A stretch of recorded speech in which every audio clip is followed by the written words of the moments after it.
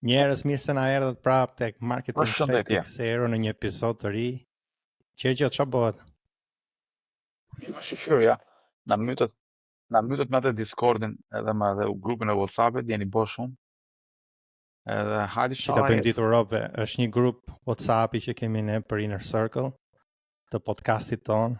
Po doni të hyni dhe e keni në show notes, tek description i këtij podcasti. Por ka dhe një grup tjetër në Discord, madje janë disa prej tyre. Është një lloj, si më ta thonë ty, një lloj përmbytje të grupeve në Discord, krejt papritur.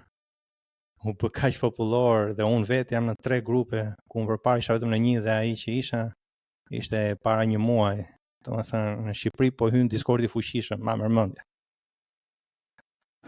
Unë mbaj mend që ka vite domethënë që kishte komunitetet vogla që kishin të Discordin e tyre për çështje ndryshme. Gamerat sidomos kanë pasur prej kohësh. Po software developer që kanë shumë grupe të tilla. Normal. Po mos kena ata kush do ketë. Edhe ne marketingsat fillojmë me ca grupe Discord, sa duket më i mirë si i segmentuar me kanale, me off topic, mbi topic. Për mua si admin ke WhatsApp ishte bërë overwhelming, domethënë të përpiqesha të mbaja në sa vjen si notification. Bisedën, të mbaje bisedën në të njëjtën rrjedh. Dikush flet për punë, dikush flet për diçka tjetër, domethënë edhe ishin 3 biseda ongoing mes 12 vetave. Ashtu është. Okej. Tani të paktën mund të merreni vesh në Discord atje. Mund pëlqen te komunitetet online, pëlqen WhatsAppi për thjeshtësinë, sepse ke një thread dhe aty shkruhet dhe aty do shohësh, por me thënë drejtën Discordi është e ka më streamline atë muhabet. I çon në kanale ndryshme, në muhabete ndryshme, shumë i mirë sepse ti e kupton që në fillim ku je interesuar dhe ku si je interesuar. Problemi është që duhet të futesh tek api. Është edhe nuk ka një limit Discordi, WhatsApp më duket deri 1200 veta e ka. Okay. Do të ne do bëhemi në herë plana fatgjat. Po mendojmë gjithmonë do të menduar gjithmonë plana fatgjat. Gjithmonë. Të rritemi me software-in që po përdorim. Gjë që fillojmë direkt për shikuesit se ky episod është për storytelling, e ka shumë xhan si temë. Ti Gjergj si copywriter, edhe më shumë xhan rrezik. Po, ne shkrihemi është gjithçka që duam të bëjmë dhe përfundojmë që se bëjmë as i herë. Nuk ka kohë të merresh me të. Do të kalosh direkt tek shitja. Që më të parën tek shitja. Headline do të jetë shitje. Subheadline do të jetë shitje. Copy text, body copy do të jetë shitje. Imazh do të jetë shitje. Edhe disclaimer i poshtë që është ligjor duhet të jetë shitje. Vetëm sot oferta. Skarcitet. Do ditë. Deadline vetëm sot. Kap sot, nesër s'është më ai peshk, iku. Dyqani mbyllet, malli likuidohet. Nuk ka kohë për prallat e tua, Gjergj, që ti thosh njerëzve. Besoj që iku ai tek dera tjetër, e gjeti atë patate, edhe më lirë, ishte. Besoj që maksimumi i storytelling në Shqipëri domethënë është dyqani mbyllet. Ky është e vetmi, edhe pastaj kalon direkt shitja, malli likuidohet 50%. Ose si shpëlqen mua pronari u të shmend. Po, nuk e di kush e ka bërë parë, duhet se ka bërë duhet se ka qenë një nga dyqanet tek Shallvaret. Ai ka qenë i parë. On aty e pash në fillim, po mund të jetë që e kanë bërë më përpara, po e mbaj mend atë si të famshëm. Se dy e kanë parë, nuk më duket si gjë shqiptare, do ketë parë diku. Jo. Po kudo, është kopjus, është një problem për ne. Jo, nuk e kam hallin. Kopjat si madh për shembull. Nuk çajm hallin që e ka parë diku. Puna është që janë ekskluzive këto që është parë diku dhe aplikohet këtu. Dhe pastaj kur i propozon diçka tjetër të guximshme, nëse se ka parë diku, nuk e. Mua më kujtohet që ai tek Shallvaret ka qenë periudha që sa kishin ardhur celularët, duket se disa po bënin foto, por nuk isha aq e përhapur dhe nuk e mbaj mend që po rrinin shumë njerëz duke bërë foto. Po e mbaj mend që kalova andej tek Shallvaret dhe ky ishte tek kryqëzimi i Shallvareve me atë tjetër që shkon në blok. Edhe kam harruar emrat e rrugëve.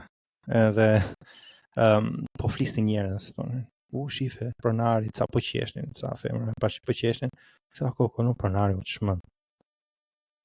Thash, ke parasysh se kjo histori është pronari nga hallet e shumta u çmend, edhe po i jep gjithë mallin, po e likuidon se nuk do të merret më tani atë biznes. Te nuk e din atë periudhë besoheshe, po ai është çmendur për shkakun. Aq ishte iku, punonte tërë ditën i shkreti. Domethënë ishte një histori e bukur, me pak fjalë. Pronari u çmend, malli likuidohet. Se kjo kur themi storytelling, domethënë ka dy hapa që duhen vlerësuar. Para është historia që ti krijon, dhe e dyta është si do zgjerohet narrativa e kësaj historie në publik edhe këtë ajo audienca jote, këtë targeti jote, këtë target audience.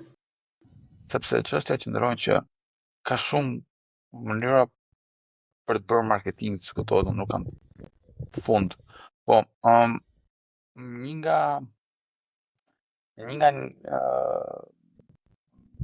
nga proceset e matjes së një marketingu efektiv është kjo që quhet earned media. Earned media është çfarë do lloj postimi ose çfarë do lloj reportazhi, çfarë do lloj artikulli që shkruhet për ty, për biznesin tënd, kur ti nuk ke paguar për të. Do të thotë njerëzit kanë qenë të interesuar ta bëjnë vetë këtë histori, këtë postim, të flasin rreth saj. Dhe çfarë do lloj postimi që është bërë, ato fotot që kanë bërë njerëzit, kësaj tabeles, bisedat që janë bërë, e gjithë kjo quhet earned media. Edhe një nga kjo mund të jetë ndoshta ana është treguesi më i fort që ky komunikimi ka qenë efektiv, që ky storytelling, kjo historia që është ndërtuar, kjo ideja që është krijuar, kjo legjenda, ky mit që është krijuar rreth përpara se të bësh ti atë fjalinë shitse, ka qenë sakt, ka qenë e duhur, ka goditur. Shiko, unë i shikoj se folëm se ti po flet për kanalet, earned media, rented media, dhe këtu bëhet dallimi. Flas në rrjedhoj nga storytelling. Earned. Po. Unë sot jam shumë interesuar për përmbajtjen. Ato kanale janë, dhe ato kanale ndonjëherë edhe përcaktojnë edhe mesazhin, sepse mesazhi është kanali i shpërndarjes. Ishte një thënie famshme e dikujt këtej në Amerikë, ku mediumi përcakton mesazhin, sepse ai mesazh do ambalazhohet në mënyra ndryshme në mënyrë që t'i përshtatet mediumit. Dhe kur është rented media, zakonisht quhen rrjetet sociale, që kanë algoritme, që do thotë ti merr me qira atë zonë në bazë të çfarë vendos dhëmen i madhi algoritmi se kujt do t'ia tregoj atë mesazhin tënd. Ndërkohë që earned media, unë kam idenë e diçkaje si emaili, që ke një email list dhe që ja dërgon ke një relacion të drejtë për drejtë me shikuesin, ku nuk ndërhyn një paletret, megjithëse unë mendoj që emaili sot për sot me autoritetin e email service providerit që t'jep, dhe se si emaili jot shkon në Gmail për shembull në promotions dhe në primary, edhe ajo është rented. Sepse edhe aty hyn algoritmi. Edhe aty të përcaktojnë kush do shkojë në promotion dhe kush do shkojë në primary. Unë do thoja Spotify është një nga ato Spotify për podcast është një nga ato që e ke shumë të vështirë për të gjetur të rinj dhe zakonisht të sjell të njëjtën përmbajtje dhe heq rastet. Unë kam provuar veten time, ose unë jam përdorues i madh i Spotify. Kështu fanatik i Spotify, sepse aty shikoj, aty dëgjoj podcastet, jo për muzikë. Muzikë përdor YouTube-in, po aty dëgjoj podcastet.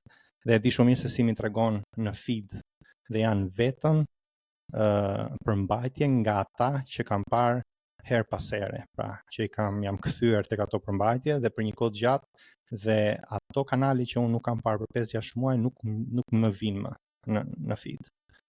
Dhe nëse dua të gjej të tjera është me shumë fërkim. Pra duhet shumë energji nga ana ime që të gjej të tjera, ndryshe nga diçka siç mund të jetë YouTube-i që në çdo moment kur unë shikoj përmbajtje më sugjeron të tjera, të ngjashme, të reja, që unë të argjoj më shumë kohë.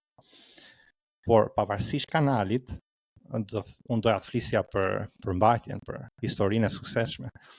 Dhe dua ta lidhja një herë historinë me kush është vlera e saj për biznesin, sepse shumë biznese mund të mendojnë Okej, këto janë fjalë bukura, kemi histori të mirë, por çfarë vlerë ka për mua?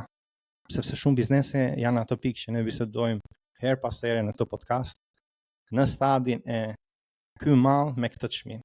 Pra shet çmimi i kësaj lloj cilësie mall. Janë në këtë stad dhe kush është në këtë stad nuk mendon se ka më mirë dhe nuk beson se ka më mirë. Pra ky është problemi, kanë një limiting belief. Nuk e mendojnë që mund t'i vlej. Mbase shumë prej tyre din shumë mirë se si funksionon historia, e din shumë mirë brandet e mëdha si Apple, Google dhe se si historitë e tyre kanë funksionuar, por nuk mendojnë se do i shërbejnë atyre, sepse në të përditshmen e tyre klienti vjen, shef mall në shumë vende, shef të atyre, bën llogaritë e veta, shef çmimin, bën pazarin dhe pastaj zgjedh. Pra gjithmonë klientin e kanë në shumicën e rasteve në fazën e konsiderimit të alternativave. Dhe aty do të jesh i shpejt se tikën. Ke gjithmonë të njëjtin lloj klienti sepse ai klient vjen në ato vende ku nuk janë të njohur, ku nuk kanë një brand, një histori. Tani çfarë të shërben historia? Dhe këtë e kam tek pjesa më themelore e shitjes që është tek besimi. Historia i bind njerëzit të besojnë. Ky është funksioni i historisë. Nuk i bind për mënyrën se si do i shërbesh dhe se si do ja heqësh dhimbjen. Ajo është how, pra si ja shkon në fund. Dhe tek hierarkia e elementëve të shitjes, për mendimin tim vjen besimi në radhë parë, pastaj çfarë premtimi i jep, që mund të jetë një premtim komplet i ri, një oportunitet i ri për ata që nuk e dinin më përpara, ose mund të jetë diçka që kanë provuar më përpara, kanë një frame of reference të keqe, zhgënjim nga ajo lloj gjëje, siç mund të jetë dikush që do i ndihmonte të humnin pesh. Ai person e ka provuar më përpara dhe nuk e ka arritur dot, dhe ti shkon i 15-ti duke thënë të njëjtën gjë. Kupton çfarë po them? Mund të jetë një premtim i ri, por edhe më lart se premtimi dhe se sija është besimi, që ata të kenë besim që kjo gjë do funksionoj për rastin e tyre. Dhe këtu shërben historia, sepse ne e dim në bazë të zonës artistike që janë filmat, që këto histori ngjallin emocion dhe besim. Dhe për sa kohë njerëzit e shohin veten tek ajo histori që ti i thua, ata do binden dhe premtimi dhe si do e bësh nuk do ketë më rëndësi për ata, sepse do e dinë që kjo është gjë e duhur për ata, për target audiencë. Ka dhe një element tjetër i rëndësishëm që s'duhet të harrojnë këta miq tanë që do provojnë këtë storytelling, është që kur ti tregon këtë histori që të bëhesh i besueshëm, ai personi të gjej veten tek historia jote do të jetë rreth këtij personi, pra rreth këtij blersi, dhe ky do të jetë ai blersi jot ideal, kemi diskutuar ndoshta edhe më përpara, nuk e mbaj mend, kemi cekur profilin e klientit ideal. Dhe kjo është ajo që e bën që ai gjen veten, pra na falni thora 5 mjesit. Ai e gjen veten sepse ti e ke ndërtuar historinë rreth tij, rreth brandit, normalisht rreth biznesit, rreth produktit, rreth shërbimit, po duke përfshirë këtë klientin tënd ideal.